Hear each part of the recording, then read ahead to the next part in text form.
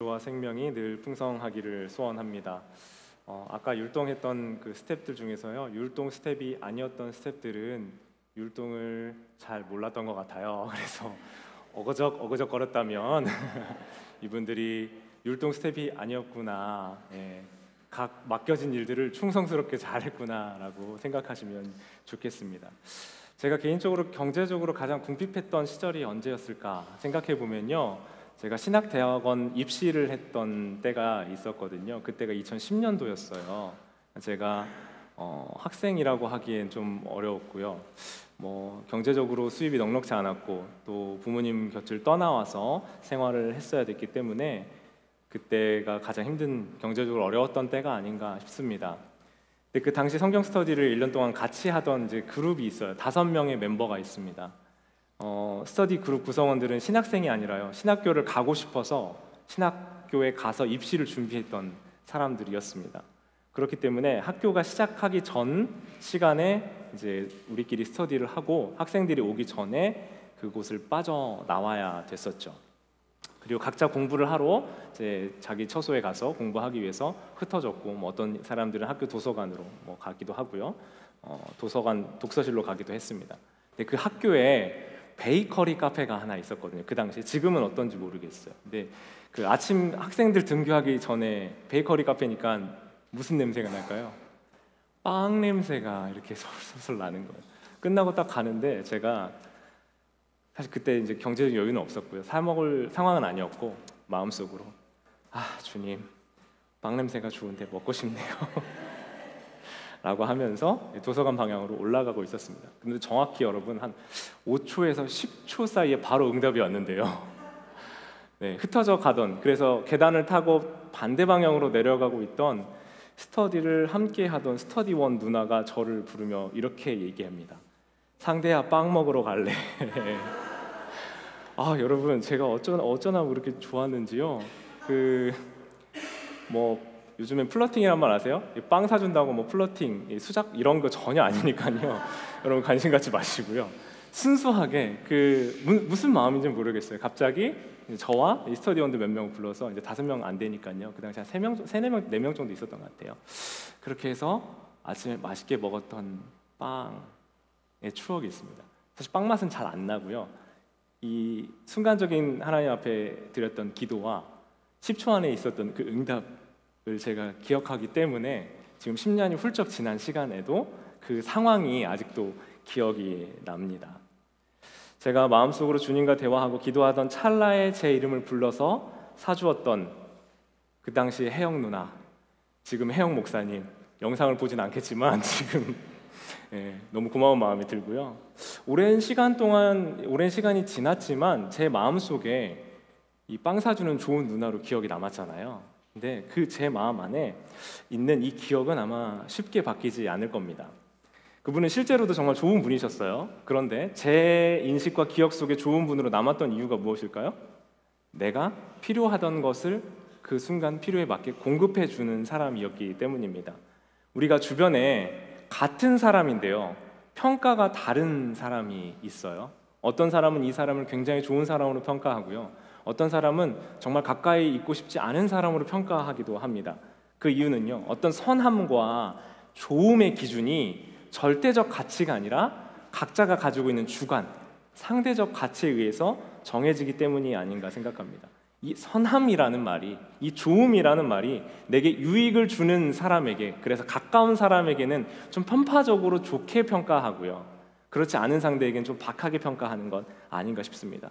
오늘 본문에서 예수님께 한 관리가 와서 예수님께 먼저 말을 떼면서 이렇게 예수님을 부릅니다.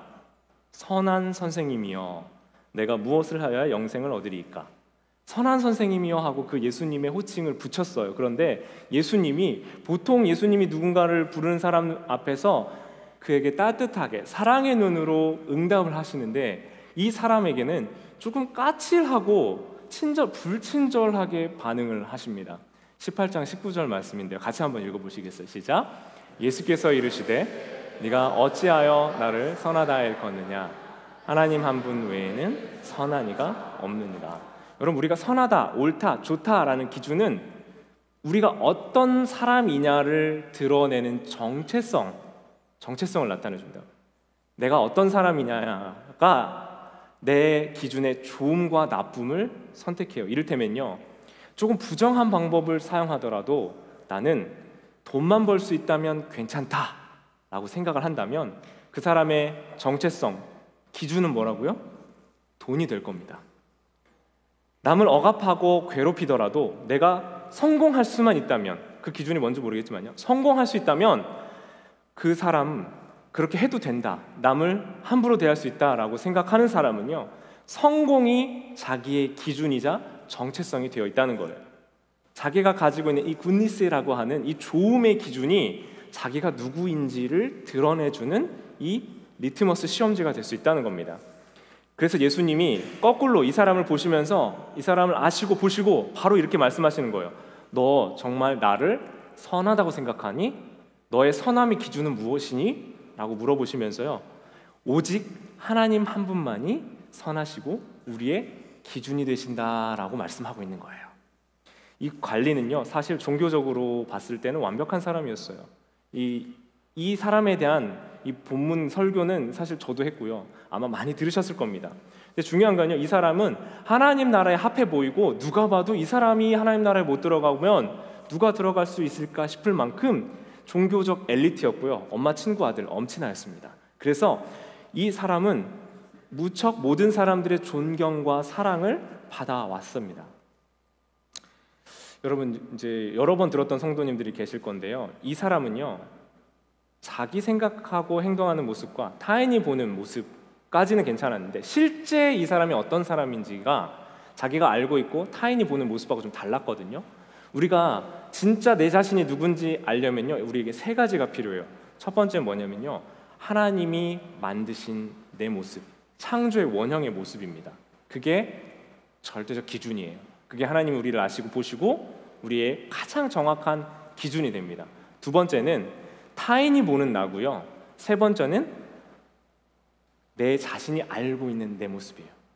자, 그러니까 하나님이 보시는 나와 타인이 보는 나와 내가 알고 있는 내 모습이, 이 벤 다이어그램 아세요, 여러분? 이렇게 일치가 되어 있는 사람은요, 누가 봐도 이 사람은 한결같고 진실하고 이 사람을 만났을 때 왜 말과 행동이 다르지? 라고 느끼지 않는 사람이라는 거예요. 그런데 이 하나님이 아시고 내가 알고 있고 타인이 보는 나의 모습이 다른 사람은 그 간격이 멀면 멀수록 우리가 알고 있는 이 모습과 저 모습이 다르고요, 다른 사람이 보는 모습이 다르고요, 자기가 알고 있는 모습이 다르고 하나님이 보고 있는 그의 진짜 모습이 다르다는 거예요. 자, 이 사람은 어떤 사람일까요? 타인이 보는 모습과 자기가 알고 있는 자기 모습은 꽤나 일치한 것 같아요. 자기 스스로도 괜찮은 사람이라고 느꼈고요, 다른 사람의 시선으로 봤을 때도 꽤 괜찮은 사람인 것 같아 보입니다. 그런데 실제로 하나님이 알고 계신 그 사람의 실상의 모습은 그가 알고 타인이 알고 있던 모습과는 달랐다라는 거예요. 내가 생각하는 나와 타인이 보는 나는 꽤 괜찮았는데요, 궁극적으로 하나님의 알고 계신 내 진짜 모습은 아직 드러나 있지 않았다라는 거예요. 그래서 이 관리는 율법도 잘 지키고 모든 것들을 잘 해온 사람처럼 보였는데 예수님의 한 질문을 받고 이렇게 대답할 수 있었습니다. 사람들 앞에서 내 스스로 생각해 봤을 때 영생을 어떻게 얻습니까? 하는 예수님의 질문에 이 계명을 지켜야 한다고 10계명에 그중에 5가지 계명을 예수님이 말씀하셨잖아요. 간음하지 않고 살인하지 않고 도둑질하지 않고 거짓 증언하지 않고 부모 공경해, 그것이 하나님이 너에게 주신 기준이야, 말씀이야 라고 얘기했을 때 그는 너무 당당하게 얘기했어요. 아무것도 걸리는 게 없었거든요. 이 율법의 기준으로 봤을 때 이 사람은 내가 보는 나와 타인이 보는 나의 이 기준에 정확하게 부합했습니다. 이걸 잘 지켰거든요.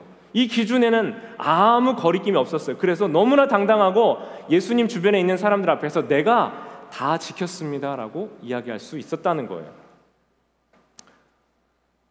그런 당당함을 가지고 있던 참된 자녀, 의심할 수 없는 훌륭한 종교인이었던 이 사람에게, 이 워너비 모델이 되었던 이 사람에게 예수님이 한 가지 말씀을 하시는데요, 가지고 있는 재물을 팔아서 가난한 사람들에게 나누어 주라는 말씀입니다.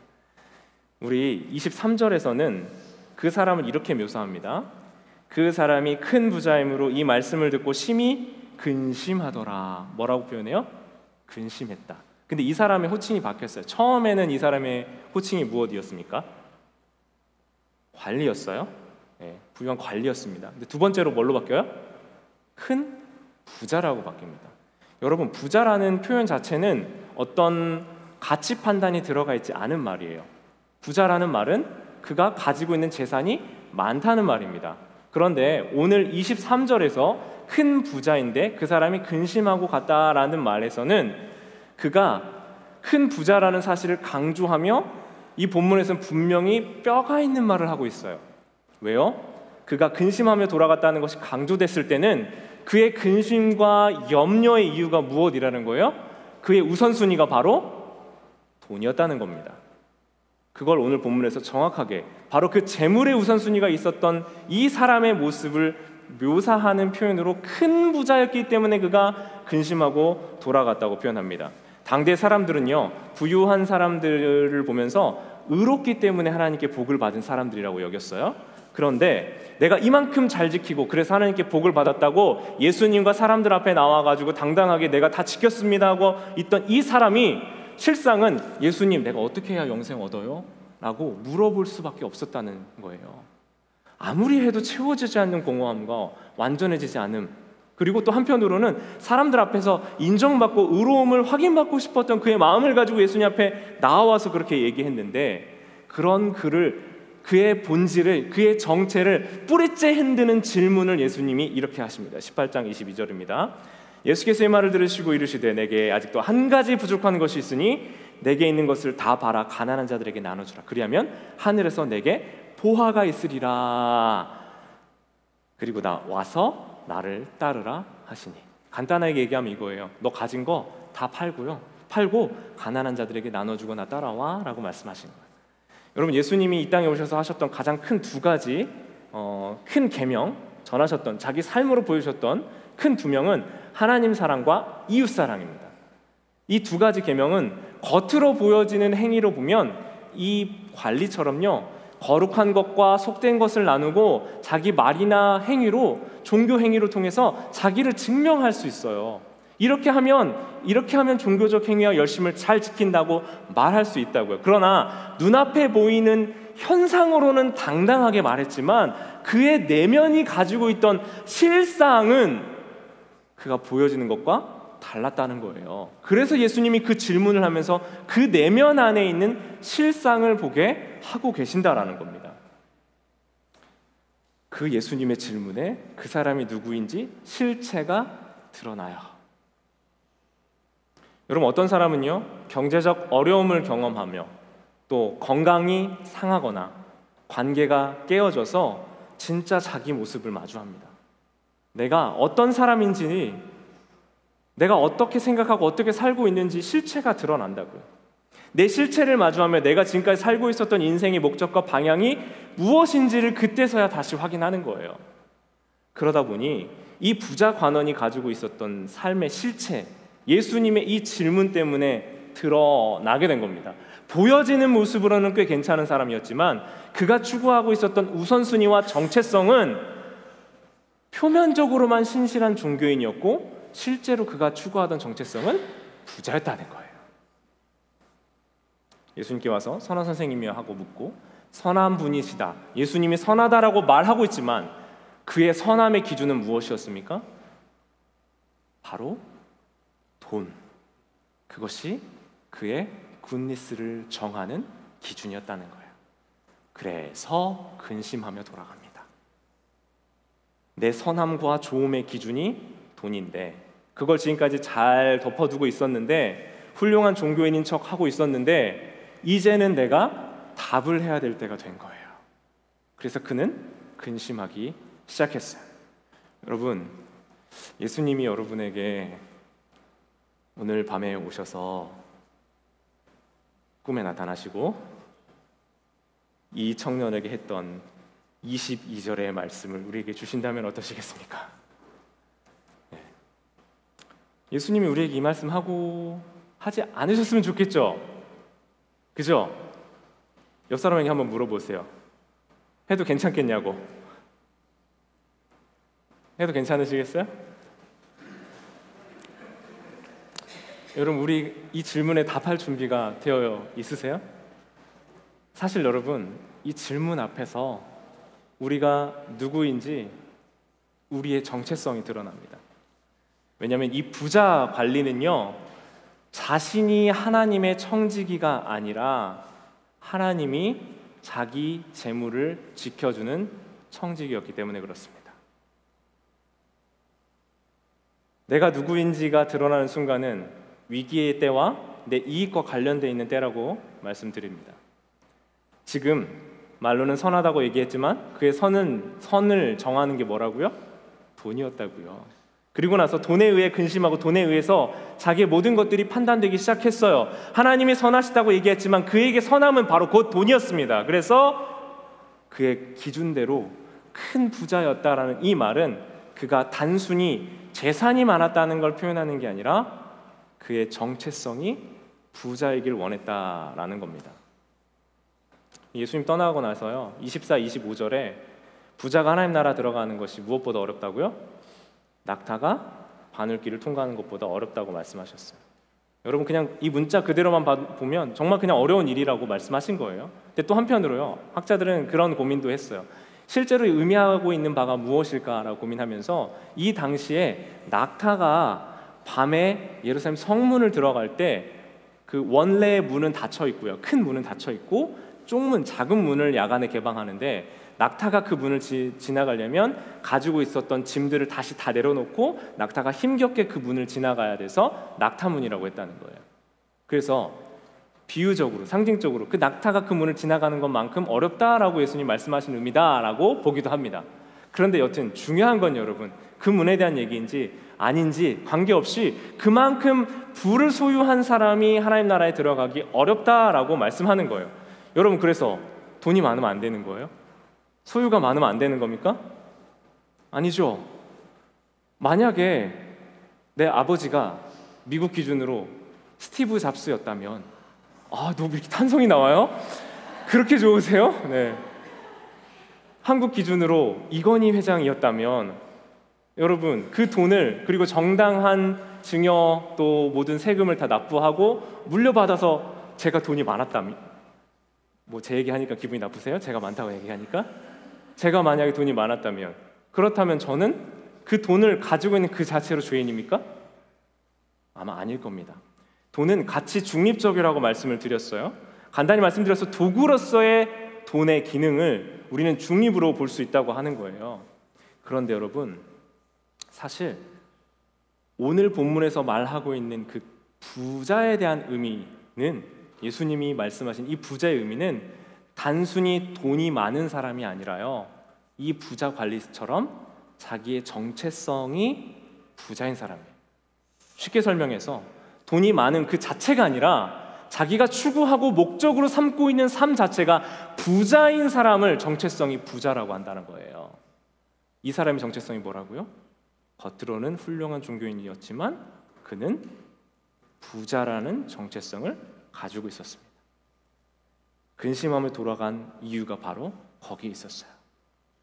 만약에 돈이 많다는 건요, 바꿔서 얘기하면 우리가 사랑의 도구로서 쓸 수 있는 도구가 많다는 거예요. 그러니 돈 자체가 많고 적은 것이 문제가 아니라요, 그 돈을 바르게 쓸 수 있느냐 없느냐, 내가 어떤 정체성을 가지고 내가 그 재물을 가지고 사용하느냐에 결정적인 단서가 있다는 겁니다. 우리 교회에 지금 계속하고 있는 풍성한 삶 시리즈 있잖아요. 그 교재를 쓰신 목사님은요, 그 건축 기업의 후계자세요. 한국에 꽤 큰 규모가 있는 건축 기업의 후계자예요. 그런데 그 가업을 물려받지 않고 목사가 되고 하나님 나라에 헌신을 하십니다. 그러니까 제가 볼 때 직접적으로 경영에 관여는 안 하지만 이사이신지 아마 그럴 거거든요. 그리고 물려받은 지분도 꽤 많으시겠죠. 제가 알기로는 그분은 그냥 봐도 부티가 좀 납니다. 근데 그분의 삶을 보면 물질적 여유는 있으실 건데요, 그것과 전혀 관계없이 하나님 나라를 세워가고 교회 공동체를 건강하게 세워가며 한국 교회를 갱신하는데 자기의 삶과 모든 것들을 전념하고 있어요. 지금 생각해봐도 아마 그분은 물질적 여유는 있을 겁니다. 저처럼 빵 하나 못 사 먹어서 살 수 있을까 없을까 고민하던 시절은 없으실 것 같아요. 그런데 저는 그 당시에 그냥 가진 것이 적었을 뿐인 거고요. 이분은 실제로 가진 것은 많았지만 그분의 정체성은 부자가 아니라 하나님 나라를 섬기는 제자였던 것 같아요. 그래서 그런 결정을 하고 하나님 나라 백성으로 살 수 있지 않을까 싶었습니다. 수요 제자반의 그 책에 그분이 누군지를 잘 표현해주는 한 문장이 있었고요. 우리가 수요 제자반 같이 공부하면서 공감하고 감탄했던 내용이 있어요. 제가 한번 읽어드릴게요. 세상을 따르지 않고 하나님을 따르는 삶을 어떤 이들은 헌신이라고 생각한다. 하지만 예수께서 가르치고 선포하고 시작하신 하나님 나라를 만나면 무엇이 망할지 무엇이 영원할지를 알게 된다. 이 사실을 깨달은 이들은 결코 멸절할 것이 아니라 멸절할 것에 인생을 투자하지 않고 영존할 것에 삶을 투자한다. 없어지는 것이 아니라 영원할 것에 삶을 투자한단 말이에요. 망할 것에 투자하지 않고 영원할 것에 투자하는 것은 오히려 상식이다. 어쩌면 멸절할 세상에 자신을 투자하는 것이 헌신 아닐까?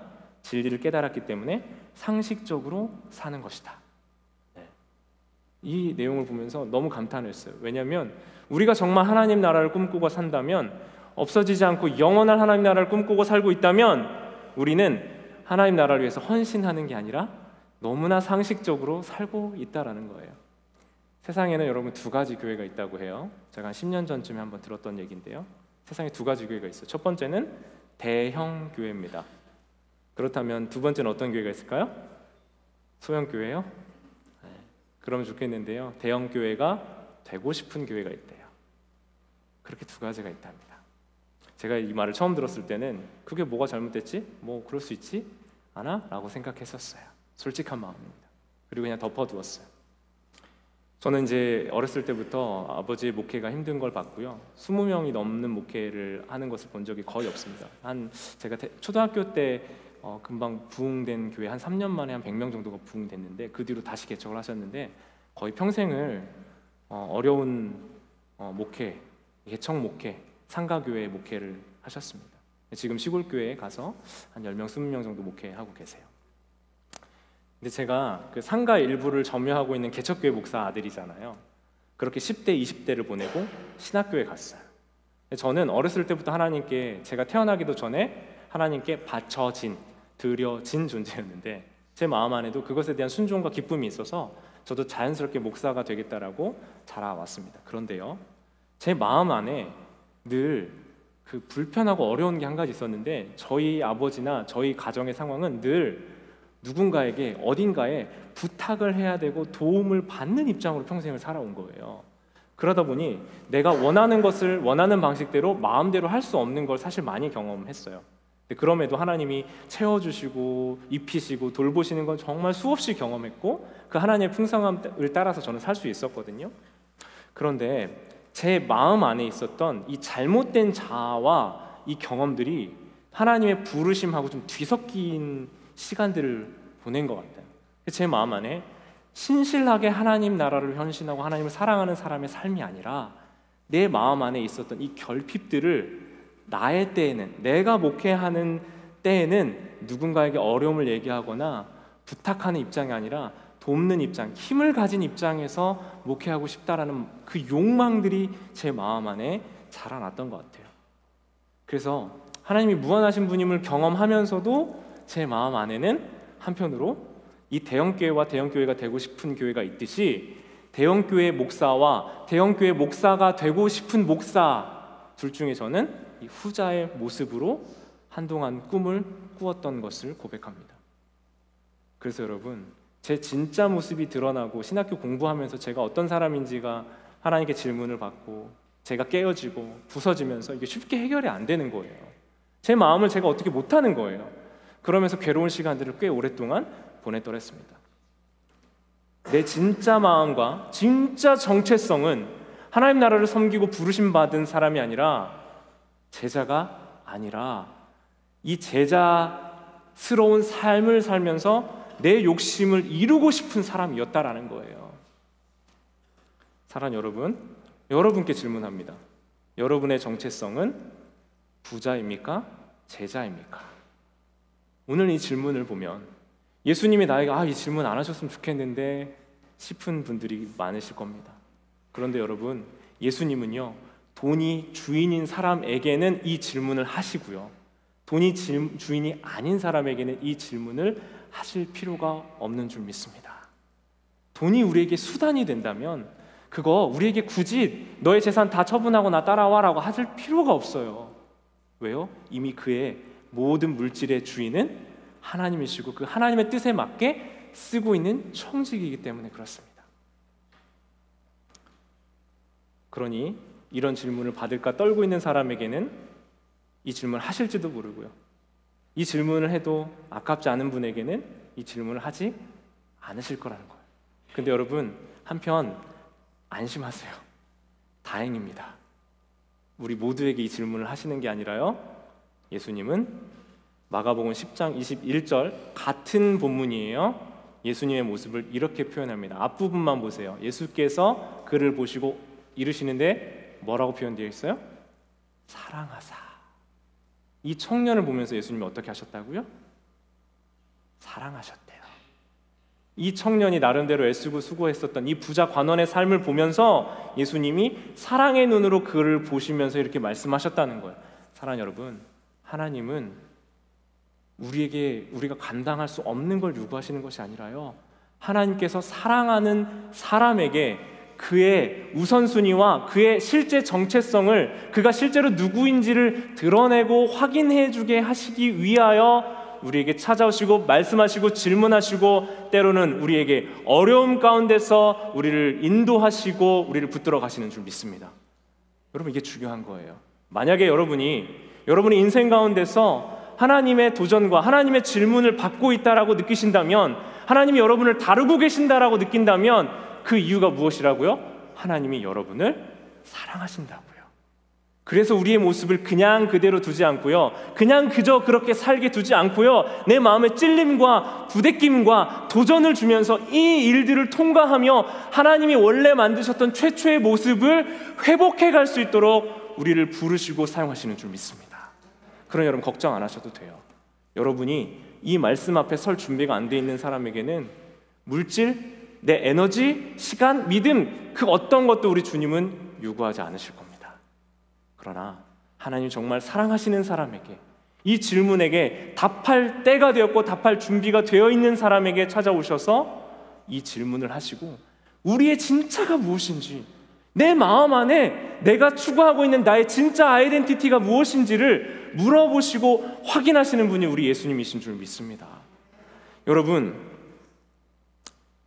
따라서요, 물질, 관계, 내 인생의 건강, 모든 것들 속에서 우리가 중요한 것은 우리를 하나님의 목적, 뜻, 원형대로 회복해 가시는 그 예수님이 내게 찾아오셨느냐 안 찾아오셨느냐가 중요한 거예요.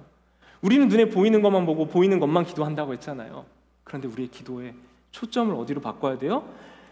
복 자체, 고난받는 그 자체가 복이 아니라요, 고난을 통해서 우리를 빚어가시는 하나님과 함께하고 그 고난 과정 가운데서 우리 하나님의 형상을 나를 통해 회복해 가시는 그 하나님의 일하심을 경험하는 것이 복이 된다는 거예요. 힘든데 뭐가 복이에요? 그 힘든 과정에서 하나님의 뜻을 알고 내 자신이 어떤 사람인지를 깨달으며 그 실제의 모습이 변화, 성숙, 그리고 하나님의 자녀다운 실력을 갖추어가는 것이 바로 하나님 우리에게 주시는 복인 줄 믿습니다. 결국 이유는 하나예요. 사랑하시기 때문에. 사랑하기 때문에 그냥 두지 않는 거예요. 자녀이기 때문에 징계가 있는 겁니다. 그런 여러분의 삶에 있는 부대낌, 찔림, 도전이 있다면 하나님 여러분을 사랑하시고 계신다라는 증거로 받으시기 바랍니다. 말씀 마무리하면서요, 오늘 삭개오 얘기를 안 했잖아요. 근데 왜 본문을 읽었냐면요, 이 부자 관원과 대조되는 사람이 바로 삭개오였습니다. 사람들이 봤을 때 이 삭개오는 지금까지 정체성이 부자, 도둑놈, 나쁜 놈, 제가 강단이라 말을 못하지만 사람들 입에서 땡땡땡 소리가 충분히 나오면서 그 사람을 봤던 사람이에요. 근데 이 사람은 예수님 앞에 나와 엎드립니다. 세리는 어떤 사람이냐면요, 로마를 대신해서 세금을 걷어요. 100불을 걷어야 되는데 200불을 걷고 자기 주머니에다 놓고 100불을 납부합니다. 그리고 세리장은 그 세리들을 총괄하는 사람이니까요, 세리들이 모은 돈도 세리장에게 줬어요. 삭개오는 세리장입니다.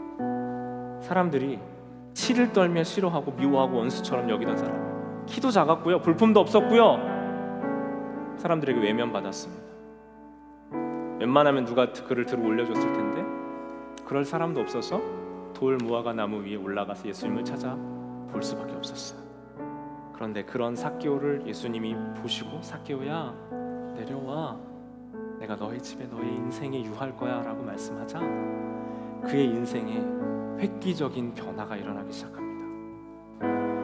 어떻게든 돈을 모으고 그 돈으로 자기를 증명하겠다고 했던 부자의 정체성을 가졌던 삭개오는 이제 가장 먼저 지갑의 회심, 자기가 주인 삼고 있던, 주인 노릇하고 있던 그것의 회심을 통해서 제자로 자신의 정체성을 바꾸기 시작합니다. 그러니 혹시 내가 지금 잘못한 게 있으면 최고의 배상액으로 갚겠다고 이야기한 거예요. 부자였던 그의 정체성은 예수님을 만나고 예수님을 따르는 사람인 제자로 변화되었습니다. 사랑하는 성도 여러분, 여러분이 가진 소유와 관계없이 여러분의 정체성은 부자입니까? 제자입니까? 어쩌면 그리스도인의 재물관에 대한 시리즈 설교, 주제 설교를 하면서요, 돈에 대한 얘기를 하는 게 아니라요, 어쩌면 내가 가지고 있는 정체성, 나의 우선순위가 무엇인지를 확인하는 시간이 되실 줄 믿습니다. 이제 주님, 내가 보여지는 모습, 내가 실체하고 있는 모습, 다른 사람들에게 또 내 스스로 생각하고 있는 모습과 관계없이 주님, 제가 어떤 사람인지 주님은 아십니다. 나의 실체를 드러내시고 나의 모습을 알게 하시고 깨닫게 하시고 내 안에 우선순위와 가치가 어디에 있는지, 무엇을 향해 어디로 가고 있는지 아시는 주님, 내게 분별하고 깨어있게 하여 주옵소서. 그리하여 좋은 종교인인 척하고 탈쓰고 있더라도 내 안에 실체하고 있는 것은 부자 되고 싶은 그 욕망뿐이었다면 이 땅을 살아가는 우선순위가 정리되게 하여 주시고 하나님 나라의 가치, 우선순위가 내 안에 정돈되게 하여 주시옵소서. 우리 시간 같이 한번 기도하면 좋겠는데요, 하나님, 심지어 목회자 안에, 저 같은 목회자 안에도 하나님을 이용해 내 꿈을 이루고자 하는 욕망이 있음을 고백하며 내 안에 신앙과 관계와 모든 것들을 통해 정말 하나님 우리에게 원하시는 제자의 삶이 아니라, 신실한 삶이 아니라 내가 원하는 모습을 교묘하게 변질시켜 순수한 척하며 드러내고자 했던 내 마음이 있다면 주님, 내 마음을 보기 원합니다. 내 마음을 발견하길 원합니다. 이 시간 함께 기도하며 주님 앞으로 나아가겠습니다. 기도합니다. 오 주님, 신실하신 주님,